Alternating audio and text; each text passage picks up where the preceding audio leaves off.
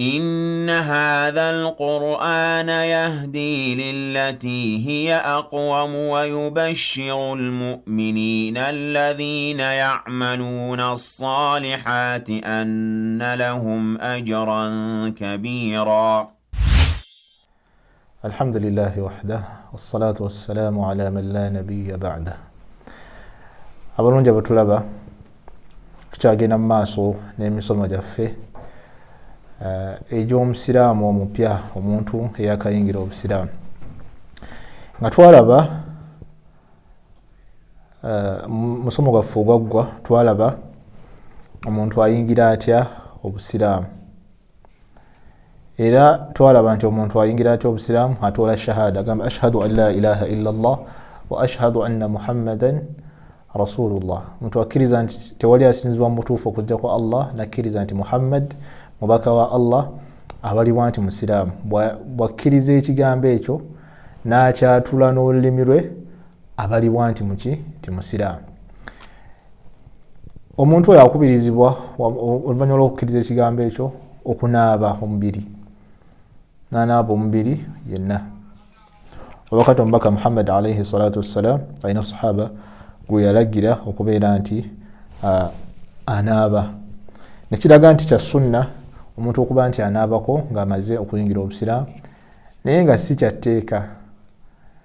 Omuntu ayinza okugamba kweka okubatiza kw'abasiraamu, nedda, wabula okunaaba kuno nga olaba nti omutima gwo guba gutukudde n'okuyingira obusiraamu, omutima guba gutukudde mu kusinza ebirala ebitali Allah, n'oyawula nti kati ogenda kusinza Allah yekka era okkirize mu babaka ba Allah bonna. Omutima gwo guba gutukudde, guvudde mu nzikiriza enkyamu ey'okuwakanya Allah subhanahu wa ta'ala. Nabwe kityo ne kungulu omuntu agwanya okubeera nti yeetukuza n'anaabako bwe kiba kimwanguyidde, naye bw'aba tayanguyiddwa okunaaba insha Allah tewali buzibu. Naam, ne tulaba nti omuntu oluvannyuma lw'okuyingira obusiraamu tikyateekeddwa okuba nti azzaako.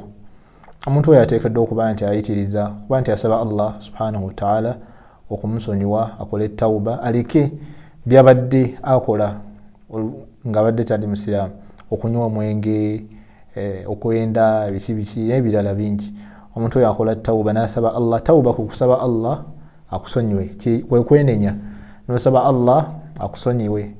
Kisooka omuntu okukola tawuba alina okuleka ezzambi eryo lyabadde akola. Ekirala n'abeera nti yejjusa lwaki abadde akola ezzambi eryo. Ekyokusatu n'amalirira okuba nti taddamu kukola zambi eryo. Era mu bintu omuntu byalina okuba nti afaayo okuba nti akola oluvannyuma lw'okubeera nti ayingidde obusiraamu, shukuru ni'mati alhidaya wa tawba. Omuntu okubeera nti yeebaza Allah subhanahu wa ta'ala okuba nti amuwadde ekyengera ky'obulungamu n'okwenenya. Kuba okuyingira kw'omuntu mu busiraamu kimala okuba nti yeenenyezza, okuba nti ayingidde obusiraamu n'amalirira nti ayingidde obusiraamu era alese okugatta ku Allah subhanahu wa ta'ala. Omuntu atamassuku biddiini asaanye okubeera nti oluvannyuma lw'okuyingira obusiraamu asaanye okuba nti yeekwata ku ddiini. Wassabr ala al-adha fihi, n'okubeera nti agumiikiriza ebigezo ebiyinza okuddako nga oluvannyuma lw'okukola ki, lw'okusiramuka. Omuntu wasiramuka mu busiraamu sigamba nti ffe tukkiririzamu nti omuntu wasiramuka agenda kulaba ebyamagero biki, edda. Omuntu wasiramuka ffe ebyo siwe kiri nti katengere gya wasiraamu si ogenda kufuna ssente nga nnyingi ogaggawale ofune ebiki, nedda. Wabula Allah waba ayagadde abikuwa n'ogaggawala, era waba ayagadde tabikuwa. Naye nga omuntu waba wasiramuse alina okuba nti yeekwata ku ddiini nga talina kintu kyonna kyekwatako ekiri kugamba ekyokyalabirako nti bwe banampa ssente, abasiraamu banampa ssente nga nsigala mu busiraamu, bwe batampe nga mbivaako. Nedda, tolina kulaba bintu bino eby'oku dduniya, eby'oku nsi, wabula omuntu waba okkiriza Allah subhanahu wa ta'ala n'osiramuka, ba n'essuubi nti Allah subhanahu wa ta'ala tajja kukulekerera, era biyitiriza okubeera nti osaba Allah subhanahu wa ta'ala ebyo byonna byonna by'oyagala yitiriza nnyo okuba nti omusaba era ng'olina essuubi Allah subhanahu wa ta'ala ayanukula abantu abakola ki abamusaba wadde asobola okwanukulirawo asobola okuyitawo akadde nabwe kityo omuntu asaanya okubeera nti muki mugumiikiriza ate nga ayina essuubi nti kyasaba kijja kukola ki kijja kutuukirira nabwe kityo omuntu wasiramuka ayina okuba nti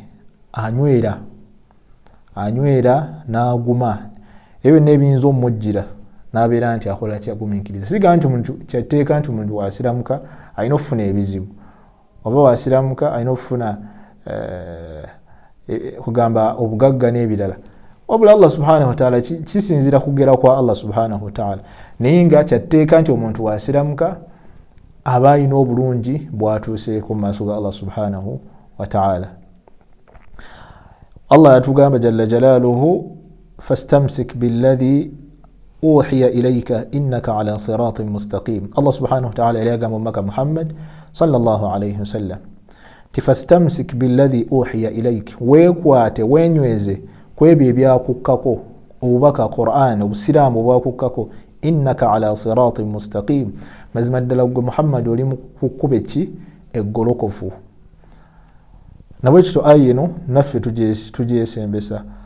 Allah yali agumya omubaka we Muhammad sallallahu alayhi wasallam era namulaga nti ali ku kkubo eggolokofu, yamulaga nti yeekwate yenyweze ku ebyo ebimussibwako obusiraamu bumussibwako n'amateeka ga Allah agamussibwako, era Allah namukakasa nti ali mu kkubo golokofu. Nabwe kityo yenna asiramuse tukusanyusa nti oli ku kkubo golokofu, beera nga tojaajamizibwa tobuzaabuzibwa, oli ku kkubo tuufu. Kituufu omuntu asobola osiramuka family ye nga abantu abeewala tebanna kumwakala kukola bulabe, wabula abantu be bennyini aba family abamuli okumpi bo ne batandikirawo okukola ki okumunyigiriza. Kisoboka n'anyigirizibwa abantu be bennyini oba bazadde be oba baganda be oba n'abafaanana ne bamunyigiriza olw'okuba nti ayingidde obusiraamu. Naye tukugamba nti guma era obeere ng'okakasa nti oli ku kkubo golokofu, wayise bulungi gye bali, gezaako olaba nti obannyonnyola amazima mu bukkakkamu naye nga totaagala tugamba tonyenyezebwa, tova ku mazima, sigala ng'oli munywevu ku mazima, ate osobe Allah subhanahu wa ta'ala abeere ng'akunyweza. Muddu we nnungi omubaka alayhi salatu wassalam ze yasabanga yagamba nti ya muqallib alqulub thabbit qalbi ala dinik, ya muqallib alqulub thabbit qalbi ala dinik, ay Allah omunyweza w'emitima anywezaawo emitima, thabbit qalbi ala dinik, nyweza omutima gwange ku ddiini yo. Nabwe kityo omuntu yenna akubirizibwa okubeera nti waba asiramuse asabe nnyo Allah amunyweze ku ddiini. Olaba omubaka Muhammad alayhi salatu wassalam nga yali nabbi era nga ye muntu asinga okuba omulungi, naye yafunanga ebizibu, yafunanga okugezesebwa. Allah subhanahu wa ta'ala yamugezesa n'abantu abamukola ebikyamu nga bamuvuma, ne bamuyita omulogo, ne bamuyita ebintu bingi, ne bamuvuma, ne bamukolako obulabe bungi, ne baagala n'okumutta, baagala okumutta emirundi, naye Allah subhanahu wa ta'ala n'amutaasa. Nabwe kityo kati olwo ffe nabwe kityo tusobola okuba nti ffenna tugezesebwa. Allah yagamba nti ahasiba annaasu an yutraku an yaqulu amanna wa hum la yuftanuun walaqad fatanna alladhina min qablihim falaya'lamanna Allahu alladhina sadaqu walaya'lamanna alkadhibin. Allah subhanahu wa ta'ala atugamba mu suratul Ankabut nti abantu balowooza nti bajja kulekebwa babeere nga bagamba nti tukkiriza naye nga bo tebagezesebwa. Abantu balowooza nti bajja kukkiriza bukkiriza nti ffe tukkiriza baleme kugezesebwa, Allah aleme kubeera nti abagezesa. Eno ensi ya bigezo. Allah agamba nti walaqad fatanna alladhina min qablihim, mazima twagezesa abo ababasookawo. Allah yagezesa abo abatusookawo, era kyo Allah nga akikola, Allah amanyire kugamba ateekewo enjawulo wakati waabo abamukakasa n'abo abakola ki abalimba kugamba nga bo tebakkiriza mu buki butuufu bwa kukkiriza. Gamba buli ofuna ebizibu n'osigala ng'oli munywevu weyongera okuba nti Allah subhanahu wa ta'ala akusitula amadaala. Ate waba waliwo enjawulo wakati w'omuntu asiramuse ebyaddala n'oyo akola ki alimba. Ye omuntu abadde alimba walabayo obuzibuzibu butonotono nga ye abivaako. Wabula omuntu tukubiriza oba osiramuse beera ng'onywera ate osabe Allah subhanahu wa ta'ala akunyweze biidhnillah maaso ebintu bijja kugonda biidhnillahi ta'ala kasita kugumiikiriza n'obeera nga osaba Katonda subhanahu wa ta'ala ate n'omwesigamira. Saba mukkirize tubeere nga tukoma wano nga tujja kutandikiraawo musomo gwaffe ogujja nga tugenda mu maaso n'ebyo omuntu byasaanye okukola ng'amaze okusiramuka. Hadha wallahu a'la wa a'lam wa barakallahu fikum. Wassalamu alaikum wa rahmatullahi wa barakatuh.